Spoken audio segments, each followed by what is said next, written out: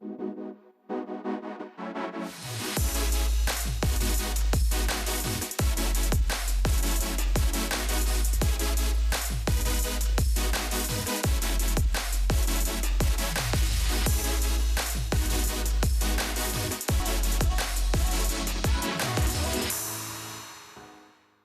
êtes bien sur Éclair TV, chaîne 23, et oui, sur votre satellite, et vous êtes bien sur le plateau de votre quotidienne, tous les jours, midi, 18h, 23h, c'est KNF, on vous parle un petit peu de tout ce qui se passe, et bien sûr, on en profite pour vous présenter les forces vives, et là, on va parler du monde de la nuit, oui, parce que les vacances arrivent, et on espère voir des soirées, on espère voir des boat parties, on espère voir des pool parties, toujours en respectant les gestes barrières, en tout cas. On va prendre l'avis d'un professionnel, de quelqu'un qui a l'habitude de vous faire danser. Il est avec moi sur le plateau de KNF. J'ai l'honneur de recevoir Mr. Joe Kanoufé. Bien quoi, salut Éclair TV, salut Stylé. Merci d'être sur le plateau, je suis heureux de te recevoir, honnêtement. Avec plaisir. Parce que tu es un des DJ les plus réputés, je vais dire, de toute la Caraïbe. C'est bon, Guadeloupe, Martinique, tu es toujours souriant, tu as de bonnes vibes. Première question, comment es-tu entré dans le milieu du mix? Milieu du mix, ben déjà c'est une question de passion, c'est qui a été transmis de par ma famille, mon oncle. Tu as commencé à quel âge? Je crois que quand j'ai mixé mes premiers événements, je crois que j'avais à peu près 12-13 ans. Hein. 12-13 ans? Ouais, à l'aise. Donc tu mixais déjà sur les vinyles? Non, Non, je mixais avant sur ordinateur, ouais. Et après au fur et à mesure, j'ai commencé à tâtonner, on va dire en quelque sorte, sur tout ce qui est vinyle, platine, CD et autres. Okay. Donc voilà, ben, j'ai commencé à mixer en boîte de nuit, j'étais mineur. Oh, ça reste. Justement, quel est ton meilleur souvenir de début de carrière? Meilleur souvenir de début, ben, déjà les divers concours de DJ que j'ai fait, ouais. Qui m'a permis d'exploser en quelque sorte, okay. Notamment concours intercaribéen, ouais. Qui a été organisé par l'université à l'époque où j'étais, voilà. Voilà, on ne va pas donner de nom, mais en tout cas, il était dans l'université. Voilà. Est-ce qu'on a un style, nous, c'est-à-dire Guadeloupe, Martinique, est-ce qu'on a un style de mix différent? Puisque tu vois, on va en parler, tu as eu l'occasion de voyager. Est-ce qu'on a un style différent de Saint-Martin, même de la Dominique, ou voire Jamaïque, Barbade et Trinidad? Alors, par rapport au reste, enfin, par rapport à la Caraïbe anglophone, on va dire que nous, on aime tremper les sons, on aime mixer les sons entre eux. Ouais. Contrairement à la Caraïbe, ils aiment animer énormément au micro et balancer le son derrière. Exact. Le public ici n'aime pas trop le micro. Voilà, exactement. Ils ont vraiment un problème avec ça. Toi, tu aimes bien parler au micro. Est-ce que ça te frustre des fois? Tu as envie d'ambiancer avec le micro, mais tu te dis non, le public n'aime pas trop entendre la voix des DJ, donc je vais me calmer. Est-ce que tu te calmes? Il faut savoir se tempérer par moment, justement, pour pouvoir adhérer notamment au public et ne pas trop saouler les gens non plus. Alors toi, tu es un DJ qui, je vais dire, mais multifonction, c'est-à-dire qu'on est capable de te retrouver partout, dans les concerts, dans les festivals, dans les mouvements privés, dans les boat parties. Est-ce que ça demande d'avoir une certaine connaissance déjà de la musique, parce que je suppose que ce n'est pas le même public, donc pas forcément les mêmes sons que tu vas faire, et est-ce que ça demande donc une éducation musicale spéciale?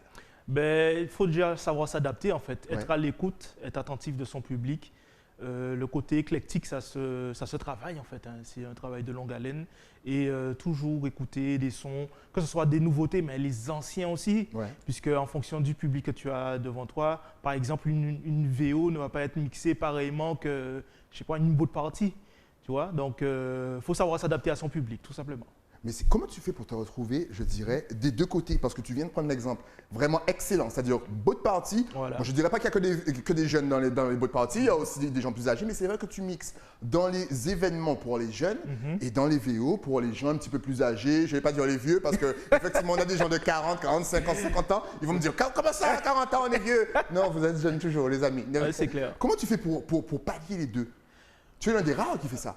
C'est vrai, bon, il y en a quand même qui le font, mais c'est vrai que ça demande un certain apprentissage en fait. Hein. Okay. C'est à force de bosser en fait, de bosser la musique, à force de prestations qu'on apprend. C'est un perpétuel apprentissage en fait. Et tu as un public qui te suit, qui est très fidèle, peu importe où tu vas, on voit qu'il y a quand même, dès qu'on voit Mr. Joe quelque part, on est sûr d'avoir à peu près une bonne clientèle. Comment est-ce qu'on fait pour garder sa clientèle? Ça se travaille, c'est un travail de longue haleine. Il faut faire attention à son image surtout. Okay. C'est surtout ça, puisque au moins un petit écart, on peut gâcher son image bêtement. Donc, travail de longue haleine et continuer à bosser perpétuellement. Là aussi, tu te censures parce que tu me dis effectivement, il faut son image, il faut la travailler. Il y a des choses, justement, par exemple, lorsque tu peux te mettre en colère, tu te dis non, vu que je suis public, je ne vais pas me mettre en colère. Est-ce que ça joue aussi dans ton comportement d'homme connu, au final, et médiatique? Bien sûr, ça joue forcément, puisque tu sais que tu as une certaine image à garder, donc il ne faut pas faire du tout et du n'importe quoi, tout en restant soi-même, en fait.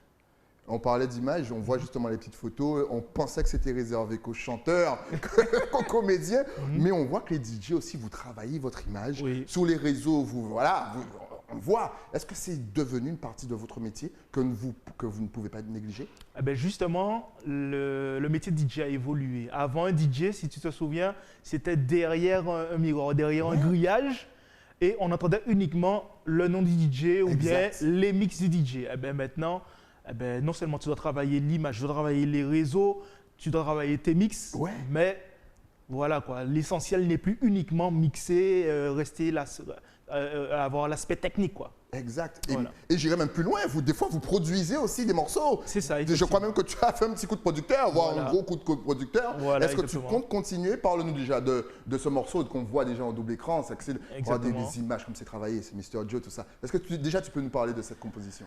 Cette composition a été faite justement avec Inai, un artiste que j'ai un très bon feeling musical, justement, qui s'appelle C'est Chaud. Et franchement, on a voulu de très belles images pour un clip caribéen, puisqu'on a voulu qu'il soit justement très coloré, à notre image en fait, en quelque sorte. Et je compte continuer sur cette lancée par la suite. Mais je ne sais pas trop encore quand. T'inquiète, mais de toute façon, là, tu as le temps. Là, pour l'instant, on est en mode temps. Justement, tu es très ouvert sur la Caraïbe, la musique de la Caraïbe aussi. Est-ce que tu comptes peut-être faire une production avec un artiste caribéen? On ne sait pas, tu as fait la colle où tu étais avec Machel Montano. Est-ce qu'il y a une production avec Machel qui arrive? dis-nous tout. Avec Machel, on va dire que c'est un peu compliqué. Il faut sortir tout, il faut vendre sa maison, sa voiture. Comme tu sais, c'est des feats qui coûtent assez cher. Donc bon, on va commencer au bas de l'échelle pour monter à la rigueur. Donc voilà quoi. Mais on peut attendre, on ne sait jamais, pas forcément en 2021, mais est-ce que ça fait partie de tes projets, peut-être de travailler avec des gros artistes? Ouais. Pourquoi pas? Moi, je ne reste pas fermé. L'objectif est d'évoluer justement, c'est de faire évoluer la carrière. Donc, moi, je pense que c'est un step. Ok, voilà. Excellent. Donc restez connectés. Mr. Joe, bientôt, il va vous sortir une compile où il y aura tout le monde. Il vous fait croire qu'il ne va pas faire de combinaison avec Machel Montano. Vous verrez un CD, Machel, Voice, Kess en featuring avec Admiral, Machel en featuring avec, je ne sais pas, Stony. Pourquoi pas? Et pourquoi pas? Pas? On se pose la question. Franchement. Justement, qu'est-ce qui t'a marqué le plus dans le milieu de l'événementiel en Guadeloupe? Est-ce que c'est les concerts? Est-ce que c'est le festival, par exemple, comme la Colle aussi, qui s'est déroulé à Saint-François il y a maintenant au moins 3 ans? J'ai l'impression que ça fait 3 ans cette vie-là. C'est clair. Qu'est-ce qui t'a marqué le plus dans l'événementiel en Guadeloupe? Notamment, qu'est-ce qui m'a marqué le plus? Il y a tellement d'événements. On va dire les divers festivals, notamment la Karaokera One Love, All Day In. Bon, on va dire toutes les grosses manifestations. C'est une montée d'adrénaline de mixer devant Vlad du monde. Franchement, c'est... Tu penses que ça manquait justement à la Guadeloupe d'avoir des festivals comme ça? Bien sûr. Chaque île avait son petit truc et nous, on n'avait rien. Et là, il y a ça. Et la Covid est arrivée.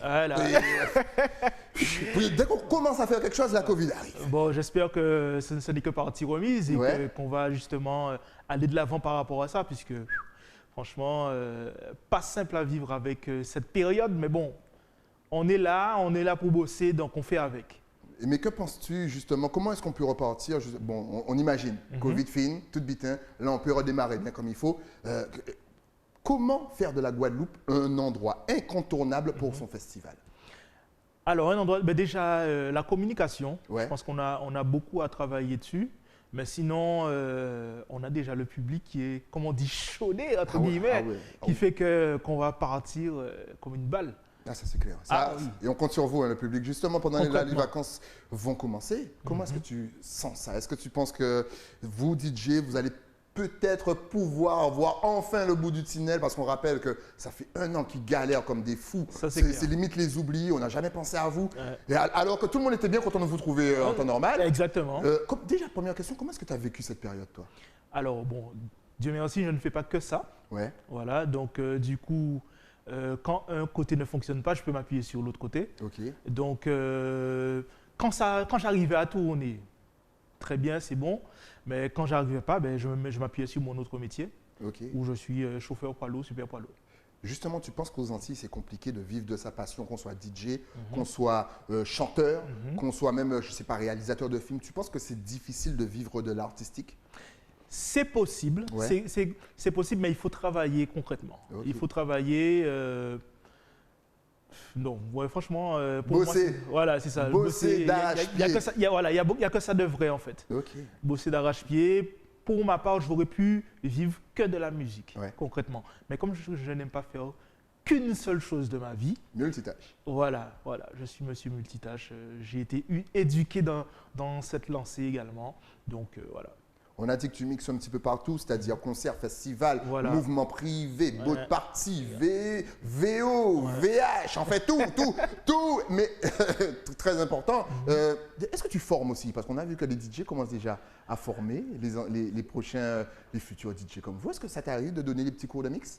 Alors, pas donner des petits cours de mix, mais des conseils, oui. Des conseils. Il faudrait que j'ai d'avoir le temps pour pouvoir transmettre le savoir. Mais bon, de manière générale, si X, Y, Z DJ a besoin de conseils, c'est volontiers. Hein, franchement, je n'ai aucun problème à ce niveau-là. Il y a une évolution dans le mix, justement, parce que j'en parlais justement avec JSIP, où effectivement, la communauté avant était plus, bon, vous nous laissez le son à peu près au moins 1 minute quand même, qu'on puisse essayer de 1, qui fait. Les plus jeunes, et ça c'est mondial, c'est pas seulement en Guadeloupe, c'est 15 secondes. C'est voilà, si tu entends le son, dès que le son, il faut commencer à le mixer. Est-ce que tu es conscient de ça? Est-ce que tu es d'accord avec ça? Est-ce que c'est un style qui va rester ou c'est un style qui, voilà, c'est là maintenant, mais après demain c'est fini? Alors pour moi, ça c'est une question de génération. D'accord. En fait, les plus de 30 ans aiment laisser tremper leur son. Aiment laisser un son plus de 1 minute, 1 minute 30. Faut laisser le son durer. Les jeunes, en revanche, ils aiment le son en pression. Exact. Donc, du coup, chaque 30 secondes, il faut monter en pression, Et voilà, c'est ça, c'est une question de… Les jeunes aiment la pression. Voilà, c'est ça. Excellent. Il faut que ça bouge, en fait. Il faut que ça bouge. Voilà. Ah, c'est important. En tout cas, maintenant, on va te suivre parce qu'apparemment, tu fais aussi des mix. Ça, on n'en a pas parlé. Exactement. Et il a des mix disponibles sur SoundCloud. Exactement. On peut retrouver des nouveautés à peu près combien de fois par mois, par année? Tu en lâches combien à peu près? Franchement, c'est au feeling. C'est au feeling, c'est au bon vouloir, en fonction de ma vibes. Par exemple, j'ai envie de faire tel ou tel style musical, je le lâche et voilà. Mais de manière générale, on peut me suivre sur SoundCloud, sur DJ Mister Joe, tout simplement. Tout simplement. En tout cas, on va déjà balancer tes adresses sur les réseaux parce qu'on a envie de voir où est-ce que tu seras, où tu vas mixer parce que les vacances arrivent et on veut entendre les mix de Mister Joe. Donc, est-ce que tu es sur TikTok, Snapchat, Twitter, Facebook, Instagram? Dis-nous tout. De toute façon, tout va s'afficher juste ici. Eh ben justement, on peut me retrouver sur Instagram, Facebook, Snapchat, TikTok. Et voilà, il y a tout. Voilà, il y a tout. Vous tapez Mister Joe et puis c'est bon, DJ Mister Joe. Pourquoi Mister Joe d'ailleurs? Mister Joe parce que je suis… Enfin, il y a un artiste particulièrement qui m'a marqué quand j'étais plus jeune dans la dancehall qui s'appelle Mister Vegas. Ouais, forcément. Voilà. Donc du coup, Mister par rapport au Mister Vegas et Joe pour mon prénom, Johan. Tout simplement. Voilà, il ne faut pas chercher midi à 14h. Voilà. Justement, si tu avais un dernier message à faire passer, pour toute la Caraïbe, eh oui, Guadeloupe, Martinique, Guyane, La Réunion, même si c'est loin, eh oui, Haïti, Dominique, Saint-Martin, Sainte-Lucie, Barbade, Jamaïque, la totale, ta caméra est juste là. Alors, si j'ai un message à faire passer, c'est de tenir bon par ces temps, puisque c'est vraiment compliqué. Mais bon, on fait avec, on est là pour bosser, on est là pour aller de l'avant, donc c'est tiens-nous fort pour nous être devant. Excellent, n'oubliez pas. Quelle vision tu as sur notre musique? Est-ce que tu penses que nos artistes sont de plus en plus écoutés, mais on a l'impression qu'ils ne percent pas comme ils devraient percer? Qu'est-ce qui nous manque déjà? Et est-ce qu'un jour nos artistes seront reconnus au niveau international, même pas national, hein, international? Je pense qu'il y a matière à développer à ce niveau-là, mais je pense que tout est une question de communication, puisque comme je pense que tu l'as remarqué, par exemple, Kalash se bat pour qu'on puisse être vu sur Spotify, par exemple, ces temps-ci. Donc, je pense que tout est une question de communication et de palier, de plafond à péter. Donc, au fur et à mesure, ça viendra. Mais le potentiel artistique est là. On a énormément d'artistes, que ce soit en local, que ce soit dans la Caraïbe de manière générale. Donc, il y a matière à développer. Et le zouk, parce que bien entendu, nos téléspectateurs veulent savoir, dans les soirées, comment ça se passe. Apparemment, on passait plus de zouk en soirée. Mais apparemment, les jeunes commencent à se réapproprier le zouk. Bon, les anciens, on n'en parle pas. Je sais que dans les soirées à thème, genre KSS, VO, compagnie, il y a au moins 1h30 de séquences de zouk. Ouais. Mais dans les soirées jeunes, dans par exemple les boat parties, dans les pool parties, comment ça se passe? Alors, dans les boat parties, c'est compliqué de placer du zouk, je pense. Ouais, mais on peut essayer dans l'eau. En plus, ça travaille les hanches. Ça va être très compliqué.